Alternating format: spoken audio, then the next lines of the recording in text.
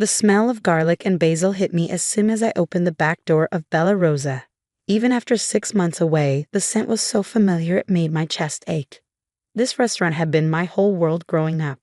The place where I'd done homework at corner tables, learned to make pasta at my nana's knee, and watched my parents build their dream into reality. Now it belonged to my brother Tony, and I was just a visitor.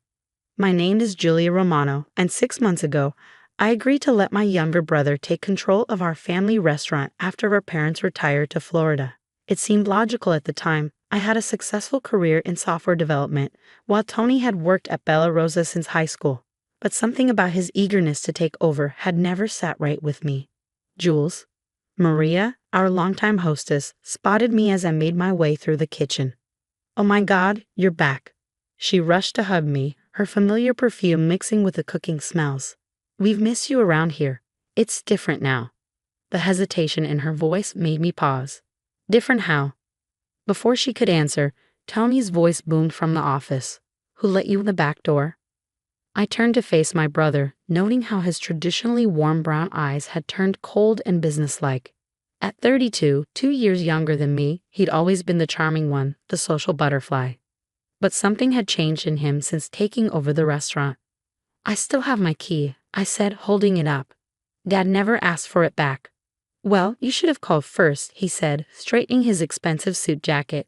The designer label was new. Tony used to say only pretentious people spent that much on clothes. "We're busy preparing for dinner service." "It's 3 in the afternoon," I pointed out. "And I need to get something from Dad's office." "My office now," he corrected quickly. "What do you need?" Mom called. She can't find their wedding anniversary photo album and thinks Dad left it in his desk when they moved. Tony's face tightened almost imperceptibly. "I cleaned everything out of that desk. There was no album." "I'd like to check myself if you don't mind." It meant a lot to Mom. He blocked the office doorway, his shoulder tense. "I said I cleaned it out. Don't you trust me?" The question hung in the air between us, heavy with unspoken tension. Once, I would have said yes without hesitation.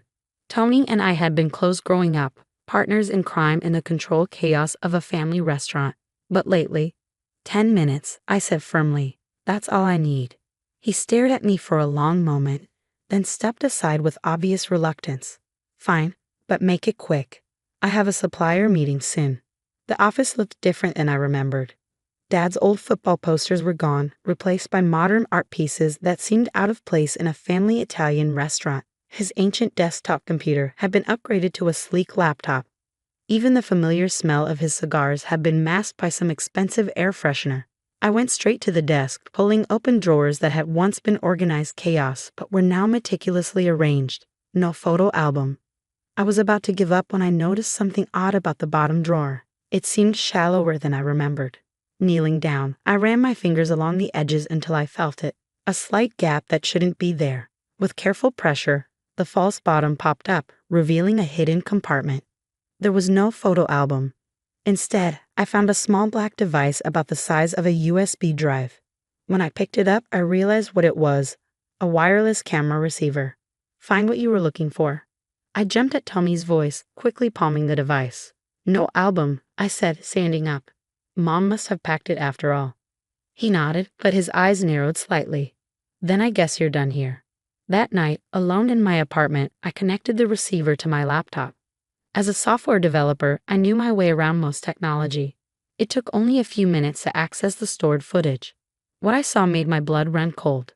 The camera had been hidden in the office's smoke detector, positioned to capture the entire room. I watched footage of Tony meeting with various people after hours. Meetings that had nothing to do with restaurant supplies. "The restaurant's perfect for this," he told one man in an expensive suit. "Cash business, high turnover. No one looks too closely at the books in places like this." "And your sister?" the man asked. "She's not going to cause problems." Tommy laughed. "Jules, she's too busy with her tech job to pay attention. Besides, she trusts me. They all do." My hands shook as I fast-forwarded through more footage. Money changing hands. Ledgers being altered. Conversations about cleaning cash through the restaurant's accounts. My brother was using our family's beloved restaurant to launder money. Suddenly, his insistence on taking control made perfect sense. His new clothes, his expensive car, his eagerness to get our parents to retire. It was all part of his plan. "Oh, tell me," I whispered to my empty living room. "What have you done?" My phone buzzed. A text from Maria. "Can we meet? There's something you need to know." I stared at the message, then back at my laptop screen where Tony was shaking hands with another sketchy business partner. How many people had suspected something was wrong but been too afraid to speak up? "Corner Cafe, tomorrow morning," I texted back. 7 a.m. I stayed up most of the night, reviewing footage and taking notes. The camera had been recording for months before our parents retired. Dad must have suspected something, installed it secretly. But why hadn't he said anything? Why leave it for me to find? The next morning, Maria was already waiting when I arrived at the cafe, nervously shredding a napkin. "I should have called you sooner," she said as soon as I sat down. "But Tony, he's changed. He watches everyone, writes up people for tiny mistakes.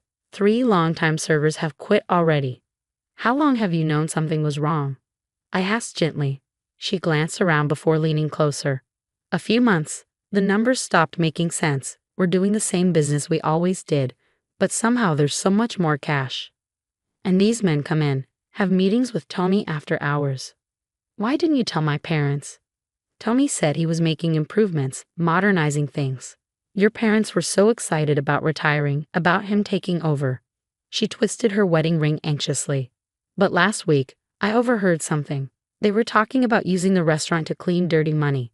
When Tommy saw me, he said if I breathed a word to anyone, he'd make sure my son lost his scholarship." My chest tightened. Maria's son Marco was in his first year of medical school, attending on a scholarship Tony had helped arrange through one of his new business contacts. "I found Dad's camera," I told her quietly. "I've seen the footage." Her eyes widened. "Your father knew?" "I think he suspected. But I don't understand why he didn't confront Tony directly." "Maybe," Maria hesitated, "maybe he wanted you to find it. You're the one who could understand what to do with it."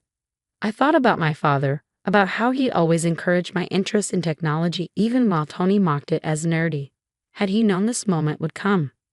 "I need to be careful," I said finally. "These people Tony's involved with, they're dangerous. And he has leverage over too many people." Maria nodded, understanding. "What are you going to do?" I pulled out my phone, showing her an app I created overnight. "First, we're going to gather evidence. Real evidence, not just suspicions. I need your help, but it has to look like nothing's changed." "Of course," she said without hesitation. "Whatever you need." As we planned, I thought about the restaurant, about all the family memories it held. Sunday dinners after closing, birthday celebrations in the kitchen, my Nana teaching me her secret recipe for tiramisu. Tony wasn't just laundering money, he was corrupting everything our parents had built. I wasn't going to let him get away with it. But I had to be smart. One wrong move, and I wouldn't just be risking myself. I'd be putting Maria, Marco, and who knew how many others in danger. I needed more than just the camera footage. I needed to understand exactly what Tony was doing and who he was working with. Most importantly, I needed him to keep underestimating me. Let him think I was just his tech-obsessed sister, too naive to see what was happening right under my nose. He'd learned soon enough just how wrong he was. Over the next 2 weeks, I built my case carefully. The app I created allowed Maria and other trusted staff members to document suspicious activities without risking detection. Every late-night meeting, every unusual cash deposit, every strange supplier who visited Tony's office. It all went into my encrypted database. But the real breakthrough came when I discovered something else in Dad's hidden compartment, a small notebook filled with codes and numbers. At first glance, it looked like random scribbles. But Dad had taught me about ciphers when I was young, one of our many nerdy activities that Tony had never been interested in. It took me 3 days to crack his code, and when I did, I felt sick. Dad hadn't just suspected Tony's activities, he'd been tracking them for months. The notebook contained detailed records of suspicious transactions, names, dates. He'd been building his own case, but something had stopped him from acting on it. I was in my apartment, cross-referencing Dad's notes with my home data, when my phone buzzed. A text from Tommy. "Coming by the restaurant tomorrow? Need to discuss something important." My fingers hovered over the keyboard. In the past 2 weeks, I've visited Bella Rosa several times, playing the role of the oblivious sister perfectly. Tony had grown more relaxed, less defensive about my presence. Sure, I typed back. Lunchtime ok. Perfect, don't be late. I smiled grimly at my laptop screen, where I had footage of his latest business meeting playing. Don't worry, little brother. I wouldn't miss this for the world. The next morning, I backed up everything to multiple secure locations and made 2 important calls. Then I headed to Bella Rosa, the USB drive with the camera footage tucked safely in my pocket. Tony was waiting in his office, looking unusually pleased with himself. Jules, right on time. You said it was important, I said, taking the seat across from his desk. Everything okay? He leaned back, studying me with what seemed like genuine affection. More than okay. I've been thinking, you were right to be concerned about the restaurant, about our family's legacy. This was new. I kept my expression neutral, waiting. I want to offer you a position here, he continued. Director of Operations. You can handle the technology side, modernize our systems. We'll run it together, like we always talked about as kids. I felt a pang in my chest, remembering those childhood conversations. Once this would have been a dream come true. Working alongside my brother, building on our parents' success. Why now? I asked carefully. Because your family, he said, spreading his hands, and family should stick together. Plus, with your tech skills. He smiled. We could really expand our operations. The emphasis he placed on that last word told me everything I needed to know. He wasn't offering me a legitimate position. He wanted to use my skills to help him launder money more efficiently. That's quite an offer, I said slowly. Mind if I think about it? His smile tightened slightly. Of course. But don't take too long. This is a limited time opportunity. Was that a threat? Knowing what I knew now, probably. I stood up, adjusting my bag. I'll let you know by the end of the week. As I reached the door, he called out, Oh, and Jules. Let's keep this between us for now. No need to mention it to Mom and Dad. I nodded, not trusting myself to speak. Outside the office, I took a deep breath, then texted a single word. Ready. Everything happened very quickly after that. As I walked through the kitchen toward the front door, I heard them enter, FBI agents moving swiftly and professionally. Tommy's outraged shouts echoed behind me as I stepped outside, where 2 people were waiting. Agent Carter, the woman introduced herself, showing her badge. We got your evidence package. Impressive work. Will it be enough? I asked. She nodded. More than enough. The camera footage alone would do it, but combined with your father's records and the financial data you collected, your brother and his associates are looking at serious time. I closed my eyes briefly, relief warring with sadness. Keep my father's name out of it, please. He tried to handle it himself, protect the family. That's why he retired when he did, to get my parents away from this mess. We understand, Agent Carter said gently. As far as anyone needs to know, the investigation started with anonymous tips from concerned employees. I watched as they led Tony out in handcuffs, his expensive suit wrinkled, his face a mask of fury. Our eyes met, and I saw the moment he realized the truth. You, he snarled. My own sister? No, Tommy, I said quietly. You did this. You betrayed everything Mom and Dad built, everything we were supposed to protect together. They put him in a car and drove away. I stood there for a long time, watching the place that had been my childhood home, now surrounded by federal agents and crime scene tape. Maria appeared beside me, tears in her eyes. What happens now? Now, I said, squaring my shoulders, we clean up his mess. Together. The next few months were a blur of legal proceedings, media coverage, and damage control.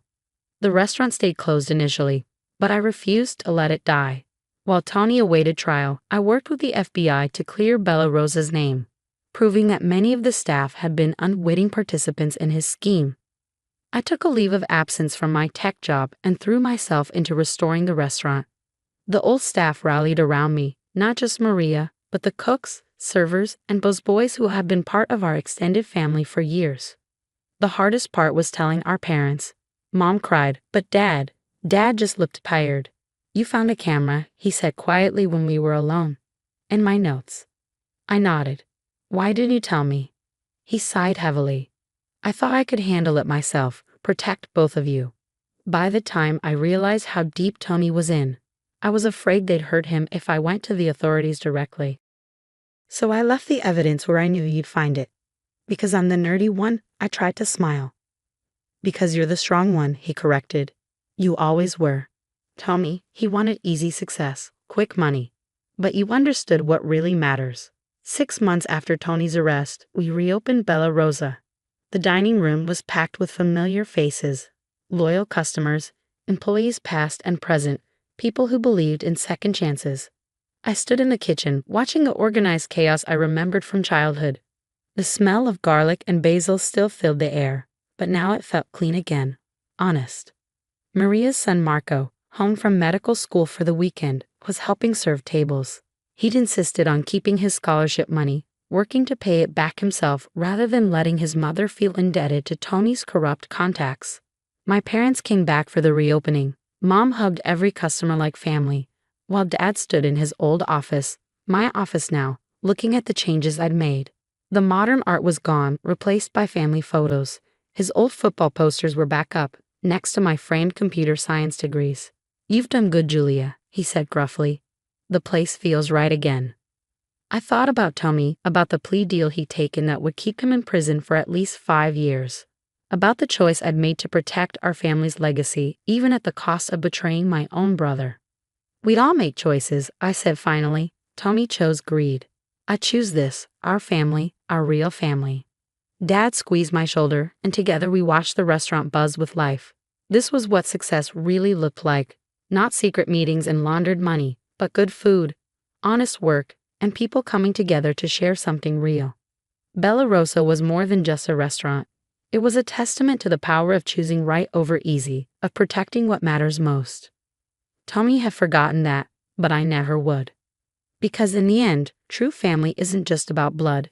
It's about the choices we make and the people we choose to become. I chose to be my father's daughter, my mother's strength, and the guardian of everything they'd built. Not because it was easy, but because it was right. And sometimes that makes all the difference.